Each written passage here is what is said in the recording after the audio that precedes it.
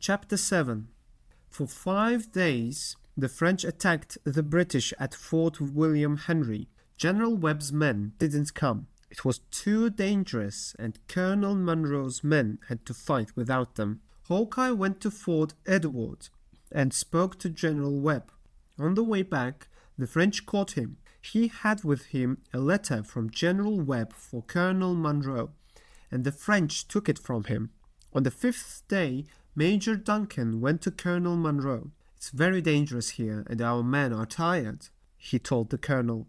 Colonel Munro said, "Montcalm wants to talk to me." So the fighting stopped, and Montcalm and Munro met. The Frenchman was with 3 of his men, and the chiefs of some Huron tribes. Munro stopped suddenly when he saw Magua, but then he turned to Montcalm. The Frenchman spoke in French, and Major Duncan translated to English.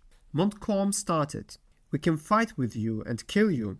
I have many men here." "Yes, you have many men," said Munro, "but we have many men too." "But they aren't here," answered Montcalm. He gave Munro Webb's letter, and Munro read it. His face changed. The letter said, "I cannot send any men to you. Give Fort William Henry to the French." Montcalm said, "You have to give up. Take your men and guns and go back to England. Then we won't fight you. The French and the British will be friends." The old colonel had to give up.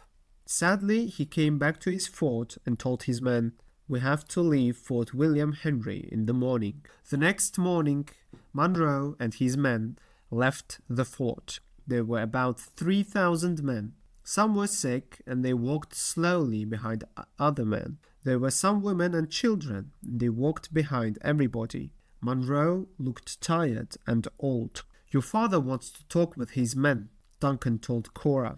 "You and your sister will ride on the horses with David Gamut. You'll be safe with him."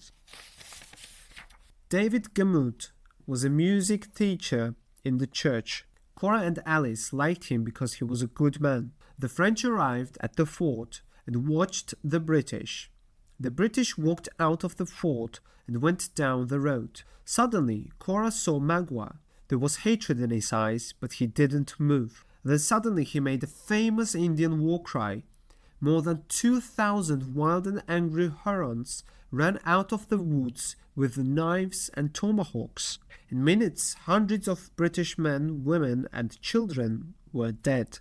The British tried to fight, but the attack was sudden. Munro quickly got on a horse because he wanted to see Montcalm.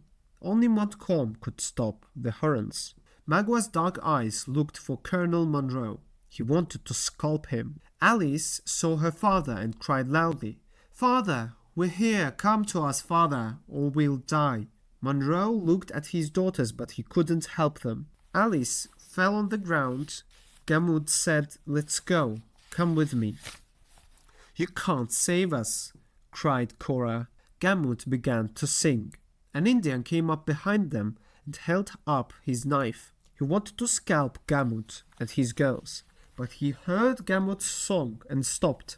"This man is not afraid," thought the Indian. "I won't kill him now. I'll come for him later," and he ran away. Then suddenly Magua came. He took Cora's arm.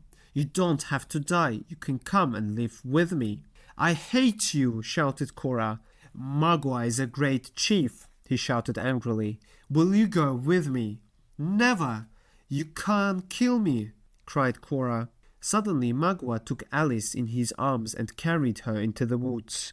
Cora ran after them, and Gamut ran after her. He didn't stop singing. The other Indians didn't stop them. They were hypnotized with his song. In the woods, Magua put the 2 girls on a horse and rode through the woods. Gamut followed